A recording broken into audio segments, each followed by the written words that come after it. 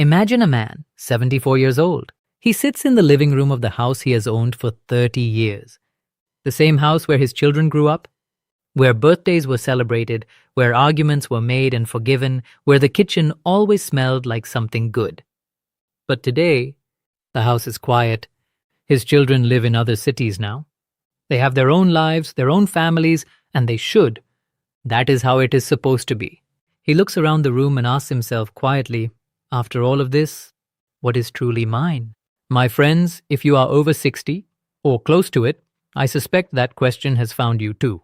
Today, I want to sit with you and offer what the Buddha's teaching has to say about that question, because the answer may surprise you. Why letting go is not losing. We live in a society that teaches us from the very beginning to accumulate. Accumulate knowledge, accumulate money, accumulate status, build a career, build a family, build a legacy. And for most of our lives, that accumulation has a purpose. We are building something. We are needed. We are the one who provides, who protects, who holds things together. But somewhere after 60, and certainly after 70, something begins to shift. The children do not need you in the same way anymore. The career is behind you. The body slows down and reminds you every morning that it has its own agenda. And if you have not been prepared for this, it can feel like loss. It can feel like the world is quietly taking things from you one by one. But I want to offer you a different way of seeing this. In Pali, the language of the early Buddhist scriptures, there is a phrase that appears again and again in the Buddha's teaching. Sabbe sankara anicca. All conditioned things are impermanent. Everything that is built can be unbuilt. Everything that is gathered can be scattered. Every role we play, father, mother, provider, professional, every one of these is a sankhara, a constructed thing, held together by conditions. And when the conditions change, the role changes too. This is not a tragedy the Buddha is describing. This is simply the nature of things. I think of a woman I once spoke with. She lives in Tennessee. A grandmother, 71 years old. She came to me with tears in her eyes and she said, "My son hasn't called in 3 weeks. 3 weeks and not a word." I listened. And then gently, I asked her a question. I said, "Are you crying because you miss your son? Or because you are afraid you are no longer needed?" She looked at me for a long moment. And then she said very quietly, "Both." Maybe mostly the second one. This is honest. This is very honest. And I respect her for it. Because the fear of becoming unnecessary, the fear that our role has expired, this is one of the deepest fears of the later years. But here is what I want you to hear today. The roles we played were never what we truly were. The father, the mother, the provider, these are costumes, beautiful and meaningful costumes that we wore for a season. But underneath the costume, there is something that was never constructed, something that cannot be unbuilt, something that was never accumulated and therefore cannot be lost. So if the question is, what is truly mine after all these years? Then we have to look past the roles, past the house, past the savings account, past even the memories that fade. We have to ask, what remains when everything that can be taken is taken? I want to offer you 3 answers. 3 things that are truly yours, not in a legal sense, not in any earthly sense, but in the deepest sense, the sense that matters most. The first thing that truly belongs to you is your awareness, not your thoughts, not your opinions, not your memories or your plans or your worries. Those come and go, and you know they come and go because you have watched them do so for 70 years. I'm talking about something more fundamental than any of that. I'm talking about the simple, quiet fact that you are aware. Right now, as you hear these words, there is something in you that is receiving them. Something that is here, present, awake, not doing anything in particular, just knowing. That is awareness, and it has been with you since the first moment you opened your eyes in this world. There is a beautiful question that the Buddhist tradition asks. Sit with me for a moment with this question.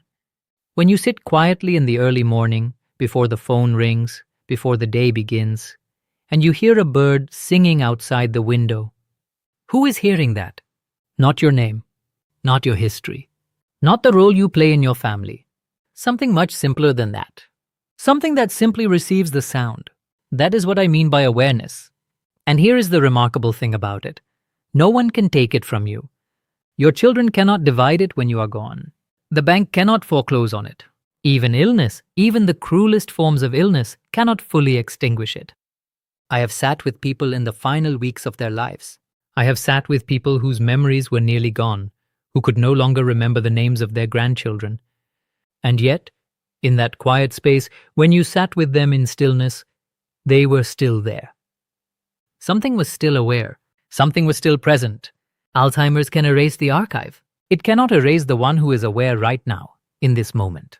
If you take nothing else from today's talk, take this small practice. Tomorrow morning, before you look at your phone, before you turn on the television, before you begin the machinery of the day, sit for 5 minutes. Just sit and notice I'm here. Not I am a grandfather. Not I am a retired teacher. Not I am someone whose back hurts. Just I am here. I am aware. That is enough. That is in fact everything. Because your grandchildren may forget your name one day. Time will erase many things. But you will never not be aware as long as you breathe. And that awareness, that quiet knowing, is more fundamentally yours than anything your name is on a deed for. The second thing that belongs to you, only to you, is your relationship with what happens to you. Let me be very clear about what I mean, because this is often misunderstood. I am not saying that pain is in your imagination. I am not saying that if you just think positively, the arthritis will go away. The Buddha was remarkably honest about this. He said, life includes dukkha, suffering, unsatisfactoriness, pain. This is not a problem to be fixed. It is a feature of being human. You will know loss. You will know physical discomfort. You will know loneliness and grief and regret. If you are over 60, you already know all of this. I do not need to tell you. But the Buddha also made a distinction, a very important distinction, between pain and suffering. Pain is what happens to you. Suffering is what you do with it. Pain is the aching knee. Suffering is the story you tell yourself about the aching knee. This is only going to get worse. I am becoming a burden. I am losing my independence. My life is diminishing. The pain may be real and unavoidable. The story is optional. I want to tell you about a man I knew, 78 years old. He was in the final months of his life, cancer, advanced stage. Every morning, the nurses who came to care for him would say that he greeted them with a genuine smile. Not a performed smile, not a brave face. A real one. One of the nurses asked him, "How do you do this? How are you at peace?" And he said, "I decided a long time ago that whatever happens to this body, my heart does not have to go along for the ride." Now, I am not presenting this man as someone we must all aspire to become. Not everyone arrives at that place. Not everyone should feel pressure to arrive there. But what he had discovered is something the Buddha pointed to in every teaching. Our response to circumstance is itself a kind of action. In Pali, we call this karma. Every moment, we are sowing seeds. The seed of reactivity or the seed of equanimity. The seed of resentment or the seed of acceptance. And no one can plant those seeds for you. If you are living with chronic pain right now, and many of you are, here is a small practice you might try. When the discomfort is present, instead of immediately fighting it or narrating it, try saying to yourself very quietly, "This is here. I am also here. I am not this." 3 sentences. That is all. This is here. You are not pretending it isn't. I am also here. Awareness has not been swallowed by the pain. I am not this. You are the sky. The pain is the weather. No one, not your doctor, not your children, not even time itself, can choose how you meet this moment. That choice is yours alone. That is why it belongs to you. Completely. Irrevocably. Until your very last breath. The third thing that belongs to you, and this one may be the most surprising, is the merit you have cultivated in your life. In Pali, the word is puna. It is often translated as merit, but that translation is a little thin. Puna is something closer to a quality of luminosity in the mind, an energy, a momentum.